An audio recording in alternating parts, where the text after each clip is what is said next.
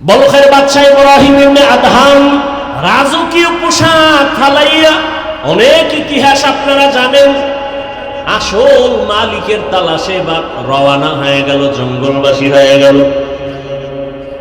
আর রাষ্ট্র চালানো ভালো লাগে না, কারণ আমার আসল মালিকের যদি আমি না পাই, আমার এই চেয়ার দিয়ে কোনো লাভ নাই, সম্মান দিয়ে কোনো লাভ নাই।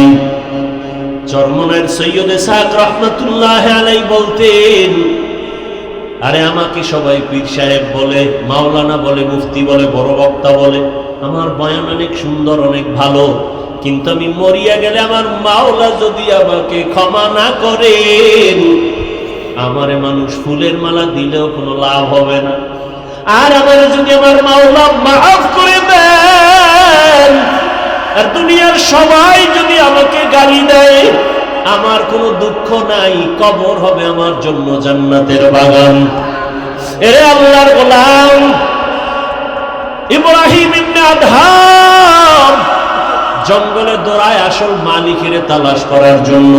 ক্ষমতা পাইছি, চেয়ার পাইলাম, টাকা পাইলাম, বাড়ি পাইলাম, গাড়ি পাইলাম, নারী পাইলাম, সন্তান পেয়েছি, কিন্তু এগুলো আমারে দিলেন কে? তারে তো পাইলাম না।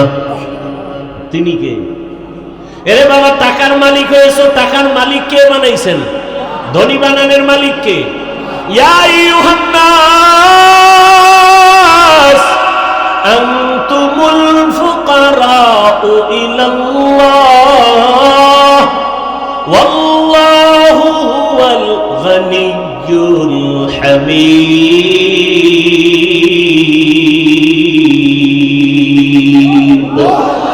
গরতাওয়াক্কুল মিকুনি হর সুবহ শাম মিরসানাদ রিজকে তু আজলা মাকাম জুজবা হাকচি জে মখাজ ইনসো জা ফজলে উআ মস্তে দর জুমলা জাহা। এরে নবীর আশিক, নবী যদি কইয়া ফেলায় তুই আমার আশিক, আর জান্নাত পাইতে কোনো টিকিট লাগবে?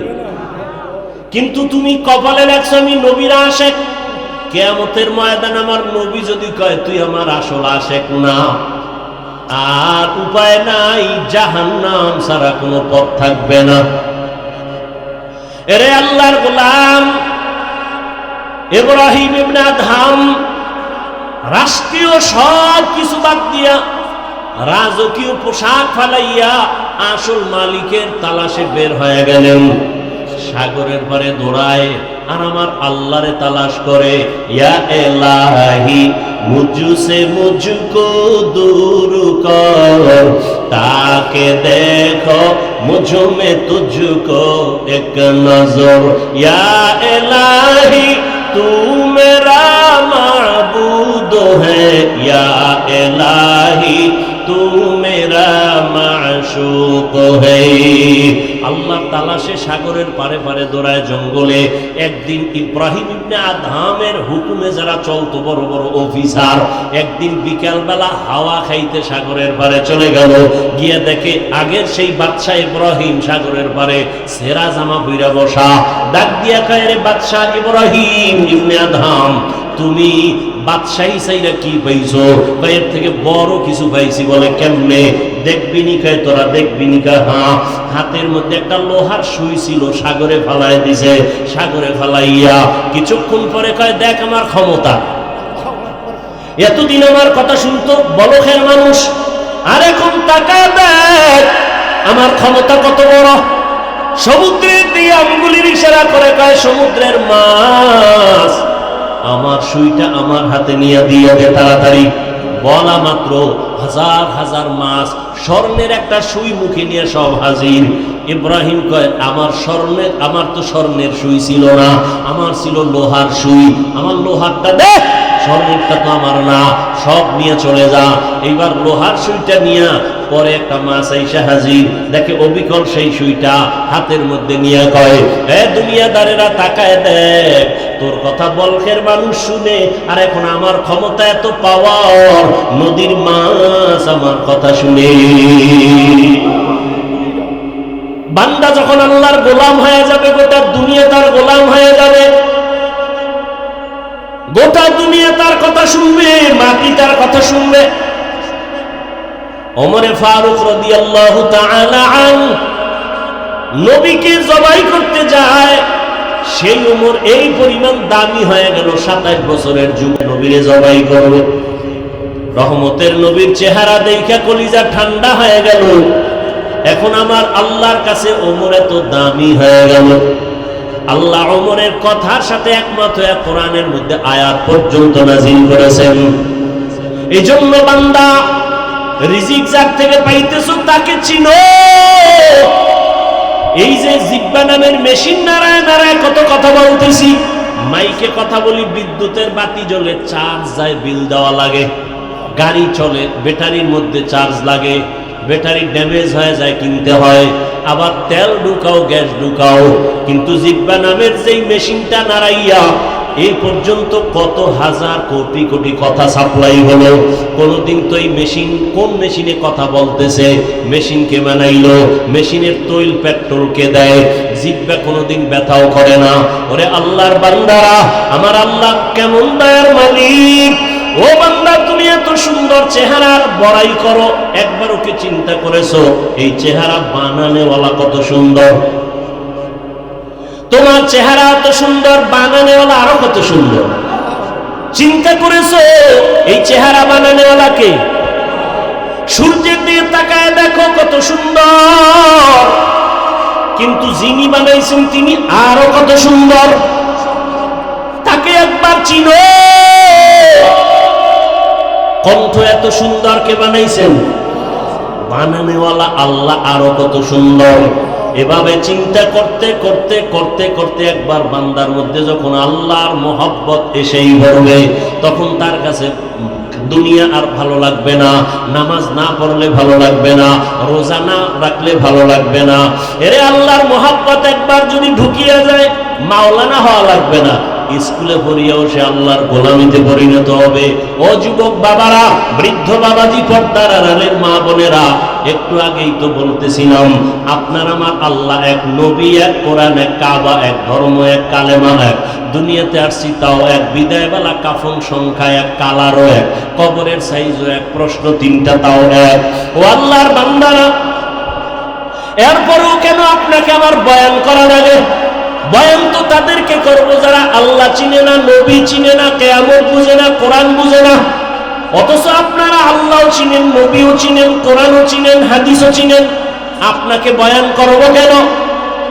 শুধু বয়ান করব কেন? এতটুকুই না, বৃষ্টি নাই, রৌদ্র নাই, দিন নাই, রাত নাই, আপনাদের পেছনে সময় ব্যয় করে করে সারা দেশের ওলামায়ে কেরাম, তাবলীগওয়ালা, পীর মাশায়েখ, জুমার খতিব সহ সবাই আপনাদের পেছনে মেহনত করার ফলাফল এখনো বড় দুর্বল। একই আল্লাহর গোলাম, একই নবীর উম্মত, আমিও আল্লাহর গোলাম, আপনারা আল্লাহর গোলাম, অথচ আমি টুপি খুলতে চাই না, বড় লজ্জা। আর আপনি কেমন আল্লাহর গোলাম যে টুপি দিতে চান না? লজ্জা। আমি টুপি খুলতে গেলে লজ্জা, আর আপনি টুপি মাথায় দিতে চান না, লজ্জা। আমিও মুসলমান, আপনিও মুসলমান, আমি দাড়ি কাটতে গেলে লজ্জা, আপনি দাড়ি রাখতে গেলে লজ্জা। আমি দাড়ি কাটতে চাই না, মরিয়া যাব, আর আপনি দাড়ি রাখতে চান না। লিকুল্লি শাইইন জিনাতুন ফিল ওয়ারা ওয়া জিনাতুল মারই তামামুল আদাবি, আজ খুদা খা হি মে তৌফিকে আদব, বে আদব মাহরুমে গাশত আজ ফজলে রব। জেনারেটর নাই?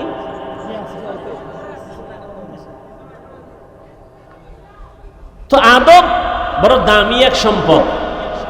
মানুষের সৌন্দর্য হলো আদবের ভেতরে। অনেক শিক্ষা আছে, অনেক কিছু আছে, টাকা আছে, বাড়ি আছে, গাড়ি আছে, কিন্তু আদব নাই। জমিনের কোনো মানুষ তাকে পছন্দ করে না। আর একটা লোক শিক্ষা কম, টাকা কম, কিন্তু বিনয়ী, নম্র, ভদ্র, সবাই তাকে ভালোবাসে, মহব্বত করে। এজন্য আল্লাহর প্রিয় এক গোলাম আহলুল্লাহ, তিনি বলেন প্রত্যেকটা জিনিসের সৌন্দর্য আছে, মানুষের সৌন্দর্যের নাম কি? আদব। লিকুল্লি শাইইন জিনাতুন ফিল ওয়ারা ওয়াজিনাতুল মারই তামামিল আদাবি আজ খোদা খা এই মে তৌফিকে আদব বে আদব মাহরুমে গাশত আজ ফজলে রা। তাহলে দুইটা পয়েন্ট আমি আপনাদের মূল আলোচনার বিষয়ের আগেই আমি বলে দিলাম। এক পয়েন্ট, মানুষের সব সমস্যার সমাধান দিতে পারে ইসলাম ও কোরআন। আর একটা পয়েন্ট বললাম যে আমরা কোরআনও পরিপূর্ণ মানি, হাদিসও পরিপূর্ণ মানি। কোরআন যেমন সত্য, হাদিসও কি সত্য। কারণ যিনি অবতীর্ণ করেছেন তিনি আল্লাহ, যার মধ্যে কোনো মিথ্যা নাই। যার কাছে অবতীর্ণ করেছেন তিনি রহমাতুল্লিল। তিনি কেমন? জীবনে কোনো মিথ্যা কথা বলেন নাই। অতএব তার জবানের বাণী কোরআন সত্য, তার জবানের বাণী হাদিসও কি। হ্যাঁ, হাদিসের বেলায় মানের দিক থেকে একটু উপরে নিচে আছে, জয়ীফ আছে, সহি আছে, সেটা ভিন্ন কথা। আসেন আমি যে আয়াত তেলাওয়াত করেছি তরজমাটা বলে নিই। ইন্না সালাতি ওয়া নুসুকি ওয়া মাহইয়ায়া ওয়া মামাতি লিল্লাহি রাব্বিল আলামিন। আল্লাহ বলেন ইন্না সালাতি, ইব্রাহিম আলাইহিস সালাম দোয়া করেছিলেন আল্লাহর কাছে, ও আল্লাহ আমার নামাজ, আমার কুরবানি, আমার বেঁচে থাকা, আমার মরে যাওয়া, সব কিছু কার জন্য? আল্লাহর জন্য। সে আল্লাহকে বলে রব্বুল আলামিন, জগৎ সমূহের পালন কর্তা, রব। জগৎ সমূহের কি রব? রব অর্থ কি লেখে বাংলায়? হ্যাঁ, রব অর্থ কি লেখে জানেন? পালন কর্তা লেখে। সমস্ত উলামায়ে কেরাম, মুফাসসিরিনে কেরাম বলেছেন রব অর্থ প্রতিপালক অথবা পালন কর্তা বললে পূর্ণ রব শব্দের তরজমার হক আদায় হয় না। তাহলে রব শব্দের অর্থ কি? একটু বেশি বাড়াইয়া বলতে হবে। কি রব অর্থ হলো, রব হলেন তিনি সমস্ত সৃষ্টি জগতের প্রয়োজনের অগ্রিম আয়োজন করেন যিনি, তিনি রব। রব হলেন তিনি সমস্ত মাখলুকতের প্রয়োজনের অগ্রিম আয়োজন করেন যিনি, তিনি হলেন রব। তিনি রব হওয়ার কারণে গর্তের পিপিলিকা না খাইয়া মরে না। তিনি রব হওয়ার কারণে নদীর প্রাণী না খেয়ে মরে না। তিনি রব হওয়ার কারণে জঙ্গলের হাজারো প্রাণী না খেয়ে মরে না, মরলে না খাইয়া মরে। আশরাফুল মখলুক আমরা মানুষ, আমরা মানুষ না খেয়ে মরি, কষ্ট পাই। কিন্তু আশরাফুল মখলুক মানুষ, কষ্ট তো পাওয়ার কথা। ভিন্ন প্রাণী অথচ তারা পায় না, আমরা পাই। মাঝে মাঝে গরু না খেয়ে কষ্ট পায়, সেটা তার কারণে না, আশরাফুল মখলুকের আকাম করার কারণে। মানুষের অপরাধের কারণে গরু কষ্ট পায়, ঘরের হাঁস মুরগি কষ্ট পায় মানুষের গুনাহের কারণে। অথচ জঙ্গলের কোনো প্রাণী তো না খেয়ে মরে নাই। সকালবেলা একটা পাখি উড়ে, খোলা আকাশে উড়ে, সন্ধ্যাবেলা পেট ভরে বাচ্চার খানা নিয়ে বাসায় হাজির। হায়াতুল হায়ওয়ান একটা কিতাব আছে, বাংলাও করেছে। কাক একটা প্রাণীর কথা ওখানে আছে, কাক, কাউয়া। প্রাণী, উড়ন্ত প্রাণীদের মধ্যে কাকের হায়াত বেশি, বলে নিম্নে হায়াত 1000 বছর। একটা কাকের হায়াত নিম্নে কত? 1000 বছর। এই একটা কাক যখন বাচ্চা দেয় তখন বাচ্চার পুরো বডি থাকে সাদা, কোনো পশম থাকে না। তখন বাচ্চা প্রসব করার পরে মা ওই বাচ্চার বডির চেহারা দেখে সামনে যায় না, ভয় 3 দিন থাকে দূরে। সেই কাকের বাচ্চাটাকে 3 দিন পর্যন্ত কিভাবে রিজিকের ব্যবস্থা হয়, হায়াতুল হায়ওয়ানে উল্লেখ করা আছে। 3 দিন পর্যন্ত রব্বে কারীম কিছু পোকা ওর মুখের সামনে পাঠায় দেয়, উড়ে, আর ওই বাচ্চাটা মুখে ওই পোকাগুলো ধরে ধরে খায়। 3 দিনের মধ্যে বাচ্চার সাদা শরীর কালো পশমে কালো যখন হয়ে যায়, তখন 3 দিন পরে মা এসে নিজে খানার ব্যবস্থা বাচ্চার সামনে এসে করে।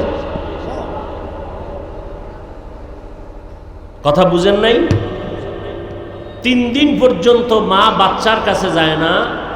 3 দিন ওই পোকা খেয়ে শরীরে যখন কালো পশম আসে তখন মা কাছে যায়। তাহলে 3 দিন কে খাওয়াইল? জোরে বলেন। গর্তাওয়াকুল মিকুনি হর সুবহ শাম মিরাসানাত রিজকে তু আজলা মাকাম জুজবা হাকচি জে মখাআজ ইনসুজা ফজলে উআ মস্তে দরজুম লা জাহা। রিজিকের মালিক কে? কতদিন বলেন না কেন? আল্লাহ রিজিকের মালিক তো। কতদিনের জন্য? কতটুকু রিজিকের মালিক তিনি? অর্ধেক। অর্ধেক মালিক আল্লাহ, বাকি অর্ধেক মালিক গ্রামীণ ব্যাংক। রিজিকের মালিক কিছু আল্লাহ, কিছু বিএমপি, আওয়ামী লীগ। তা কেন বলেন আওয়ামী লীগ আসলে মরবো, বিএমপি আসলে বাঁচবো? মরা বাঁচার মালিক কি কোনো রাজনীতির দল? কে? কেন বলেন? হাসতে হাসতে কবিরা গুনাহ হয়। রিজিকের মালিক পরিপূর্ণ সব সময়ের জন্য কে? এজন্যই তো আল্লাহ বলেন, আমি আমার বান্দাকে রিজিক দেওয়ার জন্য রাতের শেষ ভাগে প্রথম আসমানে এসে আমার বান্দাদের ডাকি, আলা মিন মুস্তাগফিরিন ফাআগফির লাহ, আলা মিন মুস্তারজিকিন ফাআরযুকা। ডাইরেক্ট, এই কার রিজিক লাগবে আমার কাছে চাও, আমি দেওয়ার জন্য আসছি। কে আসছেন? কখন আসছেন? কখন আসেন? কোথায়? বান্দাকে কি দিতে আসেন? রিজিক। আসরে আসেন, মাগরিবে, এশা, ফজর, যোহর। কখন? কখন? আপনাদের রিজিক লাগে না? ঘুমান কেন? ভোটের আগের রাতে চেয়ারম্যান ভোট চাওয়ার জন্য টাকার বস্তা নিয়ে দরজায় হাজির। আপনি ঘুমান নাই, প্রার্থী আসবে টাকা নিয়ে আমাকে হাদিয়া দেওয়ার জন্য। আপনি দরজার পাশে অপেক্ষায় আছেন, টাকাগুলো নিয়ে আপনার সংসার পরিচালনা করবেন, রাতে ঘুমান না। এই টাকা আপনার জন্য হারাম। ওই টাকা আপনার ঘরে ঢোকা মাত্র রহমতের ফেরেশতা বের হয়ে যায়।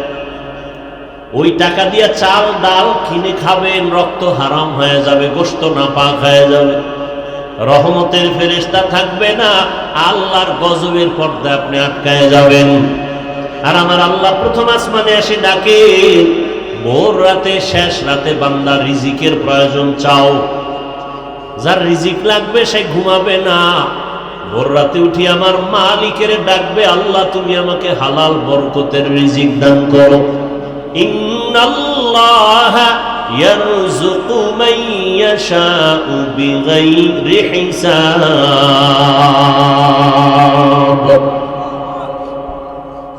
আল্লাহ রিজিক দিবেন কোনো মাপ নাই, হিসাব ছাড়া। বাদশাহ হারুন রশিদের নাম শুনছেন আপনারা? শুনে থাকলে বলুন, তার স্ত্রীর নাম কি? কি খবর নেই। দুনিয়ার সব কিছু জানেন, মুসলমানের কপাল খারাপ। ওই যে বললাম না, খানায় কষ্ট পাবে পিপিলিকা, গরু, নদীর মাছ, অথচ ওরা পায় না। আমরা পাই কেন? আমরা তো আশরাফুল মখলুক। আমরা পাই কেন? আমরা আল্লাহর দেওয়া বাতাস নেই কিন্তু শুকর আদায় করি না, বরং গাদ্দারি করি। আল্লাহর দেয়া সূর্যের আলো নেই কিন্তু আল্লাহর শুকর আদায় করি না, তাকে চিনার চেষ্টাও করি না। আল্লাহর দেয়া পানি পান করে কলিজা ঠান্ডা করি, কিন্তু সে আল্লাহকে চিনি না। আল্লাহর দেয়া রাতের আধারে ঘুম, আরামে ঘুমাই, স্বাস্থ্য ঠিক করি, কিন্তু সে আল্লাহকে চিনি না। কার দেওয়া রাতের আধার আমি নিলাম, কার দেয়া বাতাস নিচ্ছি, কার দেয়া সূর্যের আলো নিতেছি, এর স্রষ্টাকে তাকে চিনিই না। আল্লাহ হেদায়েত দান করুন। আল্লাহ আসেন রিজিক দেওয়ার জন্য। কি প্রয়োজন তোমার? বাদশাহ হারুন রশিদের স্ত্রীর নাম জুবায়দা খাতুন। জুবায়দা কোরআনে হাফেজা, তার কাজের লোক ছিল 100 নারী, সবাই হাফেজা। 24 ঘন্টার প্রতিটি সেকেন্ড জুবায়দার ঘরে শুধু তেলাওয়াত, কোরআনের তেলাওয়াতের আওয়াজ। 1 সেকেন্ড টাইমও বাদ নাই। বলে কেমনে? ওই যে 100 মহিলা হাফেজা শিডিউল করে দিছে, টাইম ভাগ করে, তুমি আধা ঘন্টা তেলাওয়াত করো, তুমি 10 মিনিট করো, তারপরে তুমি তেলাওয়াত করে কাজে যাও।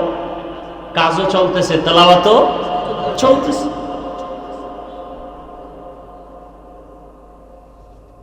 বাদশাহ হারুন রশিদ তিনি শুধু রাষ্ট্রনায়ক, একজন রাজনীতিবিদ, রাষ্ট্রের পরিচালক না, তিনি জগৎ বিখ্যাত একজন আল্লাহর ওয়ালি। বাদশাহ হারুন রশিদ ওজিরকে নিয়ে যাচ্ছে কোথাও, রাস্তায় হঠাৎ এক বৃদ্ধ লোকের সাথে মোলাকাত। দেখে বৃদ্ধ লোক প্রচন্ড রোদের তাপের মধ্যে রাস্তার পার্শ্বে একটা ফলের গাছ রোপণ করতেছে, ঘাম। বাদশাহ হারুন রশিদ বলে, এই বুড়া, তুমি এই রোদের তাপে এত কষ্ট করে কি করো? কয় ফলের গাছ রোপণ করি। বলে এত কষ্ট করে? তোমার বয়স কত? বলে জানি না, মরার কাছাকাছি। বলে তুমি যে কষ্ট করে ফলের গাছ রোপণ করতেছো, গাছ বড় হবে কবে? ফল হবে কবে? তুমি খাইবা কবে? বুড়া বলে, আপনি কি পাগল হয়ে গেলেন? আমার বাপ দাদারা গাছ রোপণ করেছে, সে ফল আমরা খাই। আমরা গাছ রোপণ করে যাব, আমাদের পরবর্তী প্রজন্ম, আমার সন্তান নাতিরা খাবে। জবাবটা সুন্দর না? বাদশাহ হারুন রশিদ খুশি হইয়া 1000 দিনার তাকে পুরস্কার দিল। বুড়াও সেই বুড়া, চিৎকার দিয়ে বলে, মানুষ ফলের গাছ রোপণ করে 1 বছর পরে ফল পায়, আমি ফলের গাছ রোপণ করে জাগাত পুরস্কার বা ফল পেয়ে গেলাম 1000 দিনার। বাদশাহ হারুন রশিদ খুশি হইয়া আরো 1000 দিনার দিছে। বুড়ায় কয়, মানুষ গাছ লাগাইয়া বছরে ফল পায় একবার, আমি নগদ পাইলাম 2 বার। ওজির বলে, বের হও এখান থেকে, নয় বুড়া যে বুদ্ধি শুরু করছে তোমাকে ফকির বানায় ছাড়বে। এখান থেকে কি উপদেশ আমরা পেয়েছি? এখান থেকে উপদেশ পাই, আসল মালিকের সাথে সম্পর্ক তৈরি হয়ে গেলে তখন আর হাদিয়ার লিমিট থাকে না। আল্লাহ বলেন, আমার সাথে সম্পর্ক যদি করো তাহলে এই পরিমাণ বেহিসাব রিজিক দিব, তোর 14 পুরুষ খেয়ে শেষ করতে পারবে না। হালাল রিজিকে বরকত। পুরান কথা, একটা কুকুর বাচ্চা দেয় 5টা 7টা, একটা গরু বাচ্চা দেয় 1টা। কয়টা? কতটা কুকুর জবাই হয় সোনার বাংলায় মানুষ খায়? গরু হাজার হাজার হাজার হাজার কোটি গরু জবাই হয়, কুকুর জবাই। বরং কুকুর অনেক শ্রম দিয়ে লালন পালন করে বড় বানায়। সেই কুকুর বাচ্চা দিল 5টা, গরু দিল 1টা, জবাই হলো হাজারো কোটি গরু, কুকুর জবাই হলো না। হিসাবটা বুঝে থাকলে বলুন, আমার দেশে কুকুর বেশি না গরু বেশি? হিসাব মিলান তো বইবে, কারণ কি খুব বুদ্ধি লয় এত চলে। একটু ক্যালকুলেটর লন না, কম্পিউটারে বসেন না, হিসাবটা মিলান তো। আপনি যদি এই কথার জবাব দেন, আপনার থেকে জবাবটা শুনতে আমি লজ্জা পাই। কেন? আপনি যদি এই জবাবটা দিলে থাকে, তো আপনি হারাম যদি বরকত মনে না করেন, হারাম রাস্তায় দৌড়ান কেন? হারাম খেয়ে কে বড় লোক হয়েছে, লাভবান হয়েছে? যেই গাছ দ্রুত বড় হয় সে গাছ দ্রুত পড়ে যায়, ভেঙে যায়।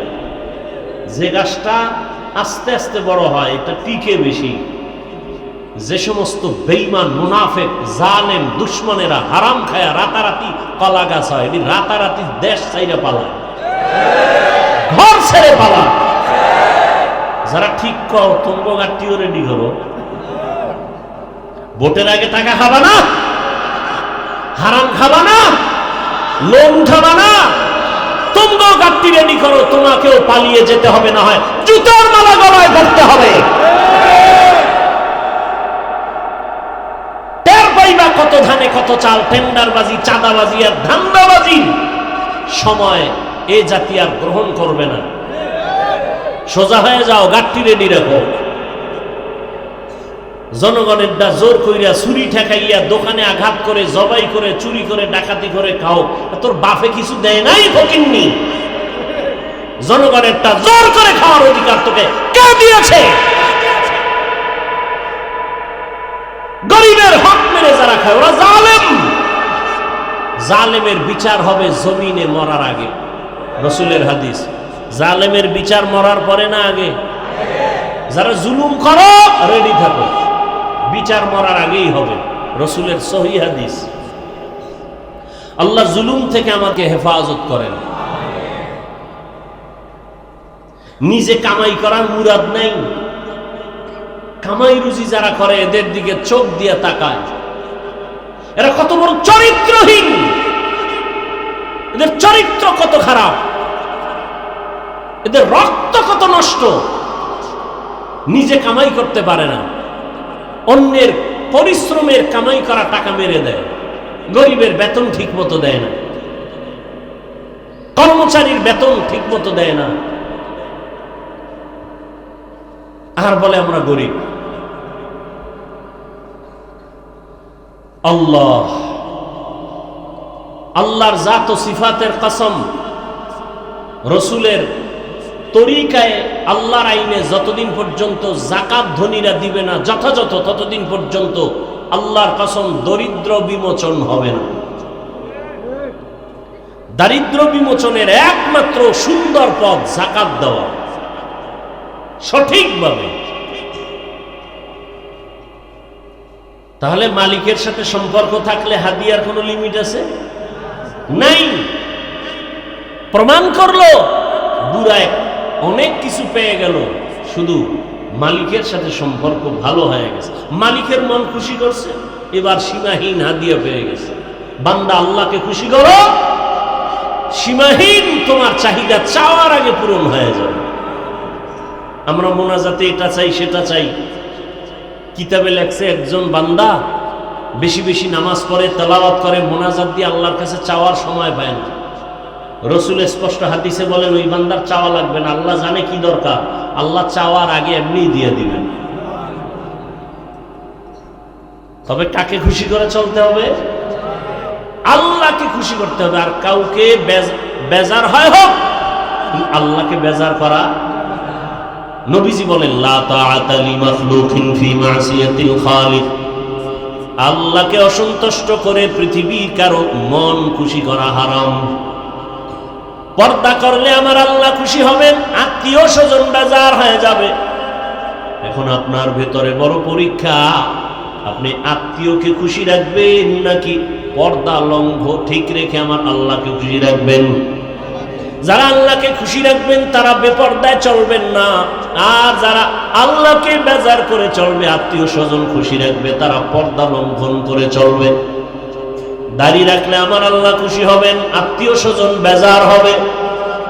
যারা আমার আল্লাহকে খুশি রাখবেন আর এই চিন্তা করবেন রিজিক দিবেন আমার আল্লাহ, সম্মানের চেয়ারে বসাবেন আমার আল্লাহ, আর এই চেয়ারের কোনো মেয়াদ নাই, দুনিয়ার টাকার লোভে জোর করে যারা চেয়ারে বসতে চায় সম্মানের জন্য, তারা এক সময় ফুলের মালা পায়, ফাইনালে জুতার মালা খায়। আর যারা আল্লাহর গোলাম হয়ে চলে, নবীর আদর্শ নিয়ে চলেন, এদের চেয়ারের কোনো মেয়াদ নাই।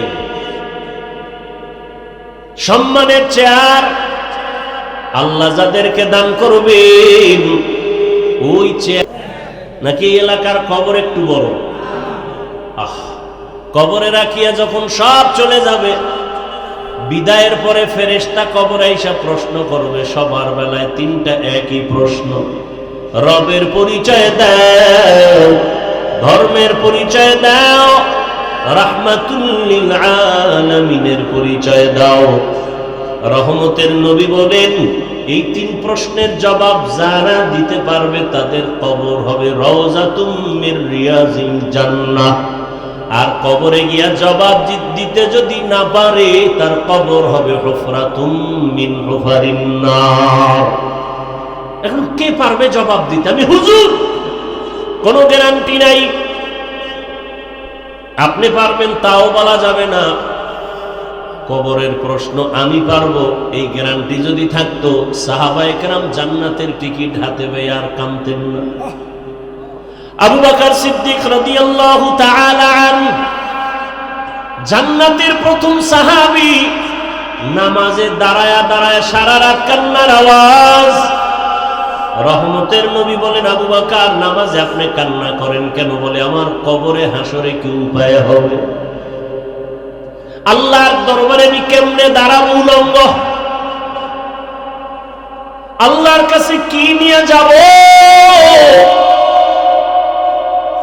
রমজানের ঈদের দিন সবাই আনন্দ করে। ওমর ফারুকের মতো বান্দা, যাকে দুনিয়ার সব মানুষ না, শয়তান পর্যন্ত ভয় করে। কেমন মানুষ তারা? আমরাও মানুষ, আমরা সাপ দেখলে ভয় করি। আর তারা কেমন মানুষ? সাপ তাদের ভয় করে। দেখছেননি কারণ?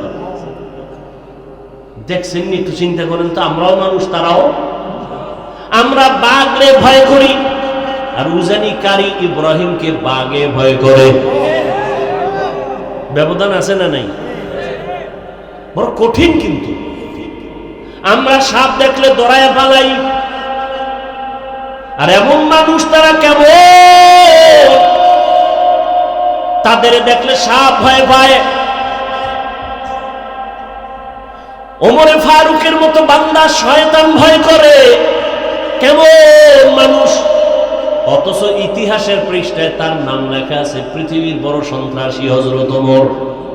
কারণ বিশ্ব নবীর কল্লা কাটতে যে যায়, সে বড় সন্ত্রাসী ছাড়া আর কিছুই হতে পারে না। কিন্তু হেদায়াত বড় কঠিন। রহমতের নবীর 13টা বছর দেখলো, বয়ান শুনলো, কালেমা পড়ে না আবু জাহাল। আর নবীজিরে জবাই করতে যায় 27 বছর বয়সে ওমর।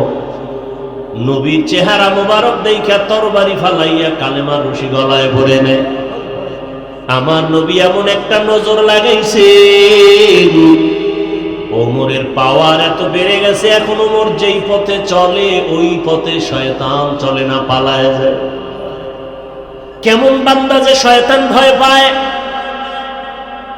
ওমর চলতেছে, হঠাৎ ওই রাস্তায় একটা যুবক একটা মদের বোতল হাতে নিয়ে হাতে, হঠাৎ করে ওমরের দেখা ভয় কাঁপা শুরু হয়ে গেল।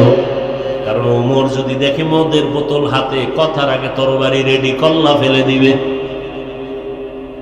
কোনো অনুমতি নাই, জাগাত মেরে ফেলবে। মুনাফিক আর মুসলমান দুইজন লাগছে ঝগড়া। সমাধানের জন্য গেছে রহমতের নবীর দরবারে।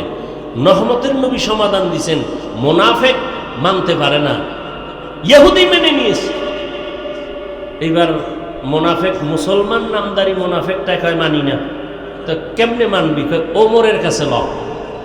ওমরের কাছে আসছে খলিফাতুল মুসলিমিন, ভবিষ্যৎ ওমরের কাছে কয় বিচারের জন্য আসছে। ইহুদি কয়, রসুল, আপনাদের রসুল সমাধান দিছে, আমি মেনেছি। এই মুনাফিক মুসলমান মানে না, আপনারটা মানবে। আমারটা মানবি, রসুলেরটা মানবি না? কয় না। তাহলে কল্লাটা রেডি কর। আর কোনো কথা নাই, এক আঘাত দিয়ে শেষ। আর বলে দিল, রসুলের পরে ফয়সালা যারা মানে না, ওমরের ফয়সালা চায়। মুহাম্মদের ফয়সালার পরে ওমরের ফয়সালা কল্লা ফেলে দেয়। এজন্য তিনি ওমরে ফারুক। কিন্তু আশ্চর্য, এই সোনার বাংলায় সেই ওমরকে ভণ্ড বলার মতো টুপিওয়ালা আছে। কত বড় নিকৃষ্ট ভণ্ড! সাহাবায়ে কেরামদের বিরুদ্ধে যারা বলে আর লেখে, এদের মতো নিকৃষ্ট বেয়াদব এ জমিনে আর কেউ হতে পারে না। সাহাবায়ে কেরামের বিরুদ্ধে যারা লেখবে আর বলবে, এরা পৃথিবীর নিকৃষ্ট বেয়াদব। এরা ইসলামের দুশমন, এরা রাসূলের দুশমন, এরা কোরআনের দুশমন, এরা চূড়ান্ত আল্লাহর দুশমন। এরা নিকৃষ্ট বেয়াদব যারা সাহাবায়ে কেরামের বিরুদ্ধে কথা বলে। ওমরে ফারুকের মতো ব্যক্তিকে ভণ্ড বলার মতো টুপিওয়ালা এই বাংলাদেশে আছে। আল্লাহ হেদায়েত দান করুন। এখন আপনি বলবেন, হাফিজ ভাই হিংসা কিসের হিংসা? ভণ্ডদের বিরুদ্ধে কথা বলা এটা সুন্নত, কিসের হিংসা? রাসূল ইসলামের দুশমনের বিরুদ্ধে কথা বলেন নাই, তা আপনি কি বলবেন হিংসা? ইসলামের দুশমনের বিরুদ্ধে, মুনাফিকের বিরুদ্ধে, ভণ্ডদের বিরুদ্ধে কথা বলা রাসূলের তরিকায় সুন্নাত, কোরআনের আইনে ফরজ। আর আপনি বলেন হিংসা। হিংসার ডেফিনেশন জানেন আপনি?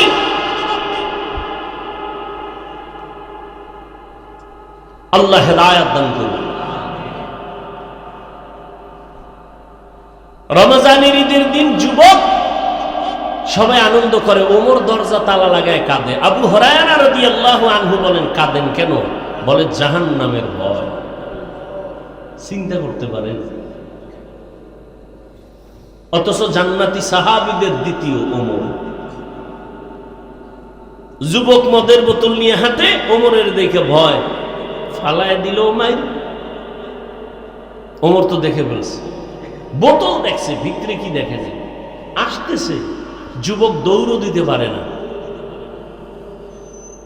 কানতেও পারে না, কলব দিয়ে আল্লাহরে ডাক দিয়ে, আল্লাহ জীবনের তরে আর মদ পান করুন না, মইরে গেল, অন্তত ওমরের হাত থেকে আমারে বাঁচাও। ওমর আইসে, কাই যুবক, তোর হাতে পাত্র কি, বোতল দে দে। ও দেয় না, ভয়, ভয় পাইস না, দে। ওমরের হাতে বোতলটা নেওয়া মাত্রই পুরা মদের বোতলটা ওমর তাকায় দেখে, টোটালটা বোতলে পুরা সাদা দুধে ভরপুর। তারাও মানুষ, আমরাও মানুষ। আমরা বৃষ্টিকে ভয় পাই, আর এখনো বাংলার জমিনে বহু আল্লাহর ওলি আছে যাদেরকে বৃষ্টি ভয় পায়, এখনো আছে। এক আল্লাহর বান্দা, বড় বুজুর্গ, দাওয়াত দিছে আমাকে ওয়াজে। আমি বললাম টোটাল বাংলাদেশে বৃষ্টি, ঢাকাতে বৃষ্টি। বলে আমার ওয়াজে বৃষ্টি হবে না, আসেন। ঠিক তার প্যান্ডেলে ঢুকার 1 কিলোমিটার আগে বৃষ্টি শেষ, বয়ান করে আসছে, আল্লাহর কসম করে বলছি, বয়ান শেষ করে আবার বের হয়ে ঢাকা রওনা হয়েছি। ঠিক বয়ানের প্যান্ডেল থেকে 1 কিলোমিটার দূরে যাওয়ার পরে আবার বৃষ্টি। এটা আমার চোখে দেখা। আমরা বৃষ্টিকে ভয় পাই, আর বৃষ্টি ওই আল্লাহর ওলিকে ভয় পায়। কারণ আল্লাহর সব থেকে প্রিয় হলো মানুষ। বৃষ্টি তো আল্লাহর প্রিয় না, বৃষ্টি আমাদের গোলাম, সূর্য আমাদের গোলাম, চাঁদ আমাদের গোলাম, বাঘ আমাদের গোলাম। আপনাদের গ্রাম এলাকায় গরু দিয়া চাষাবাদ করে না? করে না? এই চাষি যারা গরু দিয়া হাল চাষ করে, এরা কি বিএ পাস? আমগো গ্রামের ভাষায় কারা লাঙ্গল ভাস। এক কথায় তারা নিম্নের, মোটামুটি দুর্বল মানুষ, অতটা শিক্ষিত না। আমাকে সত্য কথা জবাব দিবেন, শুরুতেই বলছি, মানেন আর না মানেন, সত্যটা স্বীকার করবেন। এই যে চাষাবাদ করে সাধারণ মানুষ, এদের কথা গরু শুনে? বলেন না কেন? গরুটারে যখন বলে ডানে যা যায়নি, বামে যা যায়নি, দাঁড়ায় থাকেনি। একটা মূর্খ বেনামাজি সাধারণ মানুষের কথা যদি গরু শুনে, একজন তাহাজ্জুদওয়ালা, জিকির করনেওয়ালা, আল্লাহর গোলাম কারি ইব্রাহিমের কথা কেন বাঘ শুনবে না? খাকো বাদ আবাতিশ বন্দাম বামানো তু মুর্দা বাহা জিন্দাম। কারি ইব্রাহিমের কথা বাঘ কেমনে শুনলে? এটা হাফিজ সাহেব বললে এটা গাঞ্জাখুরি কথা। কারি ইব্রাহিম কইছে বাঘ তুই চলে যা, আমরা এখানে থাকবো উজানিতে, তুই জঙ্গল সার। বাঘ বাচ্চা কাঁদিলে লালমাই দৌড় কোথায়? এখন বলে এটা গাঞ্জাখুরি কথা, ওরে নিমক হারাম মূর্খ। একটা চাষির কথা যদি গরু শুনে, একজন তাকওয়া বলার কথা বাঘ শুনবে না কেন? বাঘ তো মানুষের গোলাম, সাপ তো মানুষের গোলাম। মানুষ যখন আল্লাহর গোলামি করে পুরা দুনিয়া তার গোলাম হয়ে যায়। বলখের বাদশাহ ইব্রাহিম ইবনে আদহাম রাজকীয় পোশাক ফালাইয়া, অনেক ইতিহাস আপনারা জানেন, আসল মালিকের তালাশে বা রওয়ানা হয়ে গেল, জঙ্গলবাসী হয়ে গেল। আর রাষ্ট্র চালানো ভালো লাগে না, কারণ আমার আসল মালিকের যদি আমি না পাই, আমার এই চেয়ার দিয়ে কোনো লাভ নাই, সম্মান দিয়ে কোনো লাভ নাই। চরমনায়ের সৈয়দ ইসহাক রহমাতুল্লাহ আলাইহি বলতেন, আরে আমাকে সবাই পীর সাহেব বলে, মাওলানা বলে, মুফতি বলে, বড় বক্তা বলে, আমার বয়ান অনেক সুন্দর, অনেক ভালো, কিন্তু আমি মরিয়া গেলে আমার মাওলা যদি আমাকে ক্ষমা না করেন, আমারে মানুষ ফুলের মালা দিলেও কোনো লাভ হবে না। আর আমার যদি আমার মাওলা মাফ করে দেন, আর দুনিয়ার সবাই যদি আমাকে গালি দেয়, আমার কোনো দুঃখ নাই, কবর হবে আমার জন্য জান্নাতের বাগান। এরে আল্লাহর গোলাম ইব্রাহিম ইবনে আদহাম জঙ্গলে দৌড়ায় আসল মালিকের তালাশ করার জন্য। ক্ষমতা পাইছি, চেয়ার পাইলাম, টাকা পাইলাম, বাড়ি পাইলাম, গাড়ি পাইলাম, নারী পাইলাম, সন্তান পেয়েছি, কিন্তু এগুলো আমারে দিলেন কে? তারে তো পাইলাম না। তিনি কে? এরে বাবা, টাকার মালিক হয়েছো, টাকার মালিক কে বানাইছেন? ধনী বানানোর মালিক কে? ইয়া আইয়ুহান নাস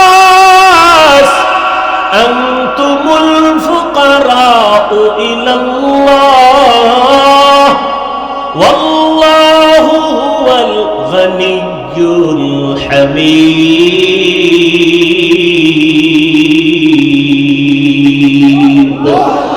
গরতাওয়াক্কুল মিকুনি হর সুবহ শাম মিরসানাদ রিজকে তু আজলা মাকাম জুজবা হাকচি জে মখাজ ইনসো জা ফজলে উআ মস্তে দর জুমলা জাহা।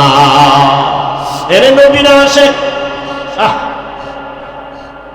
নবী যদি কইয়া ফেলায় তুই আমার আশিক, আর জান্নাত পাইতে কোনো টিকিট লাগবে?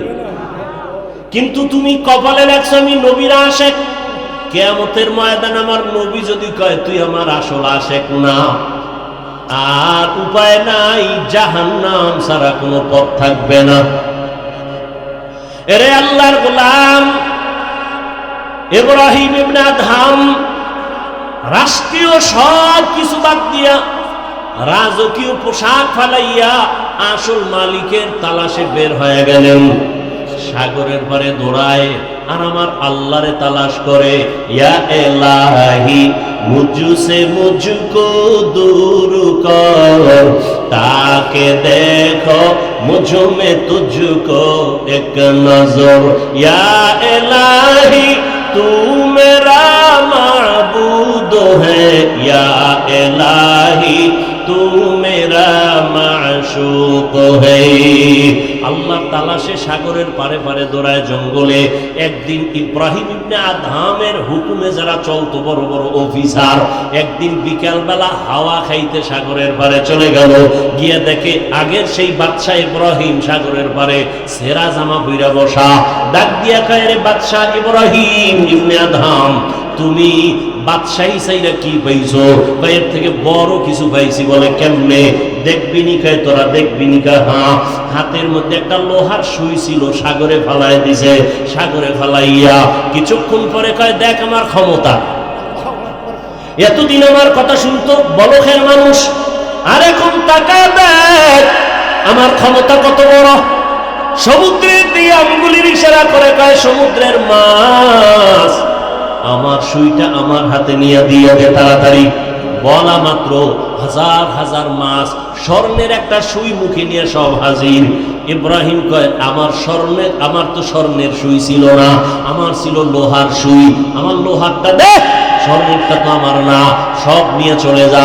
এইবার লোহার সুইটা নিয়ে পরে একটা মাছ আইসা হাজির, দেখে অবিকল সেই সুইটা হাতের মধ্যে নিয়ে কয়, এ দুনিয়াদারেরা তাকায় দেখ, তোর কথা বলকের মানুষ শুনে, আর এখন আমার ক্ষমতা এত পাওয়ার, নদীর মাছ আমার কথা শুনে। বান্দা যখন আল্লাহর গোলাম হয়ে যাবে, গোটা দুনিয়া তার গোলাম হয়ে যাবে, গোটা দুনিয়া তার কথা শুনবে, মাটি তার কথা শুনবে।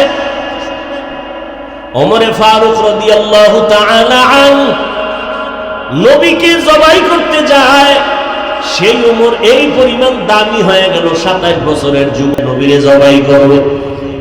রহমতের নবীর চেহারা দেখে কলিজা ঠান্ডা হয়ে গেল। এখন আমার আল্লাহর কাছে ওমর এত দামি হয়ে গেল। আল্লাহ ওমরের কথার সাথে একমত হয়ে কোরআনের মধ্যে আয়াত পর্যন্ত নাযিল করেছেন।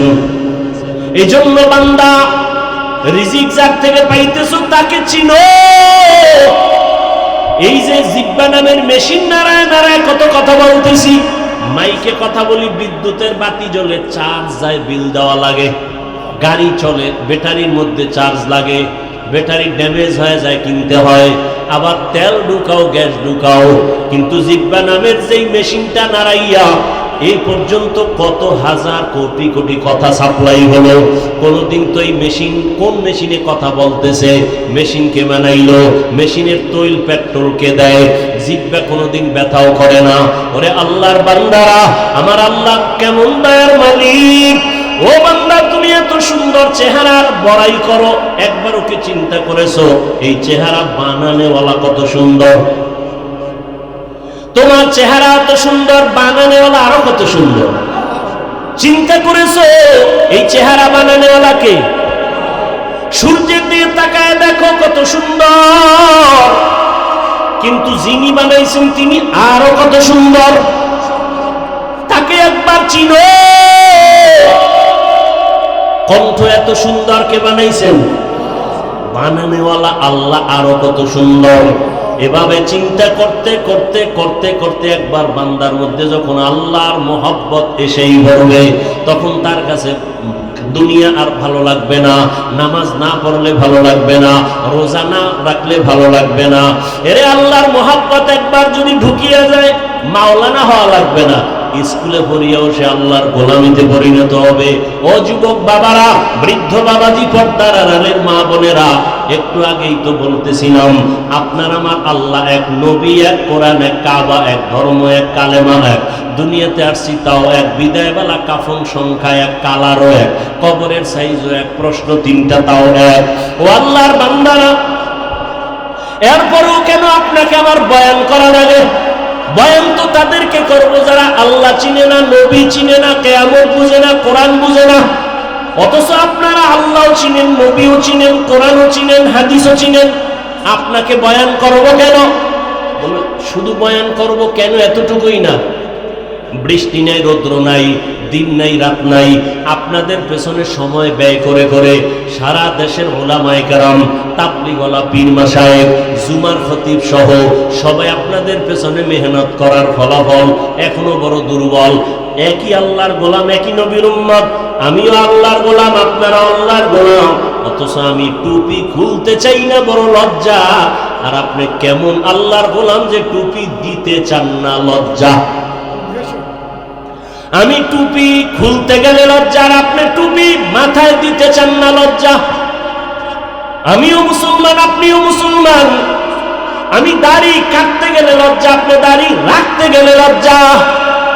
আমি দাড়ি কাটতে চাই না, মরিয়া যাওয়ার, আপনি দাড়ি রাখতে চান না, লজ্জা লাগে। আমি মসজিদে না ঢুকলে লজ্জা, আপনার মসজিদে ঢুকতে গেলে লজ্জা। আমি পর্দা না করলে লজ্জা পাই, আর আপনি পর্দা করতে গেলে লজ্জা পান। বিষয় কি?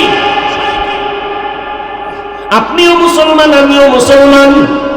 তার মানে এটা না যে আমার মতো সবাই হুজুর হইয়া যান, আমার মতো সবাই টুপিওয়ালা, দাড়িওয়ালা, পাগড়ি লাগান, তাও বলছি না। বরং আপনি স্কুলে পড়েন, কলেজে পড়েন, চাকরি করেন, ব্যবসা করেন, কোনো বাধা নাই, ওখানে থাইকে আমার মাওলার হুকুম মতো জীবন চালান। আপনার মতো কত জেনারেল লাইনের মানুষ স্কুলে পড়ে, কলেজে পড়ে, চাকরি করে, ব্যবসা করে, আবার নামাজও পাঁচ ওয়াক্ত পড়ে। সত্যটা বলেন, আছে না নাই? আপনি বাসায় যাইয়া জুতা দিয়ে কপালের উপরে বাড়ি মেয়েরা নিজেরে বলেন, তোর কপাল পোড়া কেন? কোন হুজুরের ওয়াজের দরকার নাই, নিজের কপালকে নিজে বাড়ি দিয়ে বলেন যে কপাল পোড়া। তোর মতো যুবক স্কুল কলেজে পড়িয়া পাঁচ ওয়াক্ত নামাজ পড়ে, তোর কপাল খারাপ কেন? তুই পারো না কেন? তোমার মতো যুবক র‍্যাব, আর্মি, পুলিশ, বিডিআরের চাকরি করে, পাঁচ ওয়াক্ত নামাজ পড়ে, বলো বাবা তুমি কেন পারো না? অবশ্যই তোমার উপরে আমার আল্লাহ বেজার, মা বাবা বেজার। সেদিন একটা আর্মির ছেলে যুবক মোনাজাতের পরে যখন বের হয়ে যাচ্ছি, হাত বাড়ায় কয়, হুজুর দোয়া করবেন। আমি আর্মির চাকরি করতাম, এক সপ্তাহ আগে চাকরি রিজাইন দিয়েছি। কেন? এখন তো আর্মির বড় সম্মান। কয় না, আমাকে বারবার বলা হয় দাড়ি কাটার জন্য। আমি বললাম আমি চাকরি ছেড়ে দিলাম, দাড়ি ছাড়বো না। হুজুর এতটুকু দোয়া করবেন, আল্লাহ হালাল ভাবে যেন উপার্জনের রাস্তা খুলে দেন। রিজিকের মালিক কে? চাকরির ভয়ে দাড়ি রাখে না, চাকরির ভয়ে পর্দা করে না।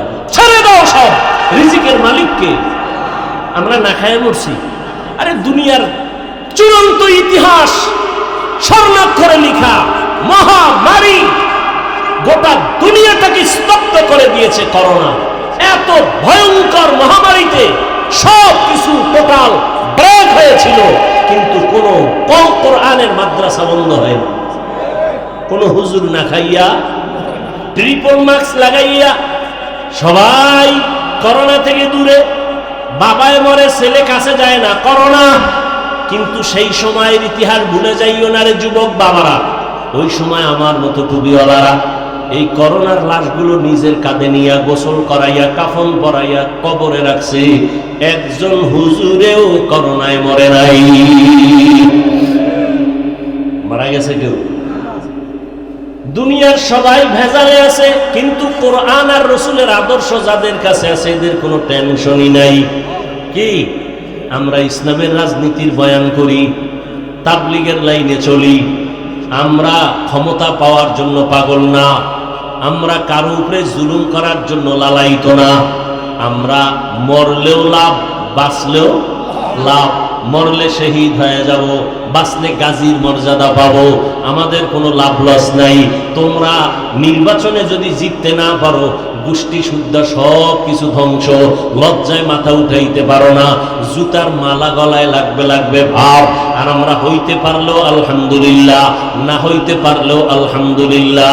আমাদের হওয়া না হওয়া দুটোটাই আমাদের লাভ, কারণ আমরা আল্লাহর জন্য চলি, আল্লাহর জন্য সব কথা বলি। অতএব আমাদের ডাইনে গেলেও লাভ, বামে গেলেও লাভ, সামনে আগাইলেও লাভ, পেছনে থাকলেও লাভ। কারণ আমরা আল্লাহকে আসল মালিক মনে করে চলি, আমরা আখিরাতকে প্রাধান্য দিয়া চলি। এ কারণে দুনিয়ার যে চেয়ারে বসে হুজুরদের সালাম না দিয়া তার জীবন বাঁচে না। যারা বেয়াদবি করে ওরা ধ্বংস। আলেমের সাথে যতটা বেয়াদবি করছে সবগুলো ধ্বংস, মরার আগেই ধ্বংস। ভাইরা আমার, যারা বেয়াদবি করছে, এখনো যারা করবে, সব ধ্বংস, মরার আগেই ধ্বংস। মরবে না, কিন্তু বিছনায় পঙ্গু হয়ে থাকবে, ওর জীবন শেষ। ভাইরা আমার, তাহলে তোমার মতো যুবক র‍্যাব, আর্মি, পুলিশ, বিডিআরের চাকরি করিয়া যদি নামাজ পড়ে তোমার পায়ে হাত রেখে জবাব চাই, বলো তুমি পারো না কেন? হুজুর বাদ দাও, তোমার মতো জেনারেল লাইনের যুবক রাস্তায় গাড়ি চালায়, ড্রাইভারি করে, চাঁদপুরে মোহনায় যাও, নদীর মধ্যে মাছ ধরে, নামাজ পড়ে নাই। জমিনে কৃষি কাজ করে, তুমি কেন পারো না? অবশ্যই তোমার উপর আমার আল্লাহ গুনার কারণে বেজার হয়ে আছে। ও আমার পর্দার আড়ালের মা বোনেরা, আপনার মতো কত মা এখনো আছে এই অঞ্চলে, ঘুরে খবর পাবেন। ওই যে এক জায়গায় খানা খাইলাম, সবাই বলল হুজুর এই ঘরের মহিলাকে এলাকার কেউ দেখে না, তার কণ্ঠের আওয়াজ কেউ শুনে না। এরে আম্মা জান, আপনার দাম কত আপনি নিজেও তো জানেন না। আপনি তো নবীদের মায়ের মতো মা, সাহাবায়ে কেরামদের মায়ের মতোই তো। আপনারা আম্মাজান খাদিজা রাদিয়াল্লাহু আনহার মতোই তো দামি নারী, ফাতেমা রাদিয়াল্লাহু আনহার মতো নারী। আপনারা তো আয়েশা সিদ্দিকা রাদিয়াল্লাহু আনহার মতো নারী। ফেরাউনের স্ত্রীর নাম কি? আসিয়ার মতো দামি নারী। এত বড় বেঈমান ফেরাউন, পৃথিবীর নাম করা বেঈমান, অথচ তার স্ত্রী আসিয়া কত দামি। রহমতের নবী বলেছেন, হাসরের ময়দানে আমি মুহাম্মদের সাথে আসিয়ার সাথে জান্নাতে বিবাহ হবে। কেমন দামি নারী আসিয়া! এরে আম্মা জান, আপনাদের এত দাম, এত সম্মান। আপনাদের মতো কত নারী এই এলাকায় আছে এখনো পর্দা করে, নামাজ পড়ে, স্বামীর মাল হেফাজত করে, মোবাইলে সময় নষ্ট করে না।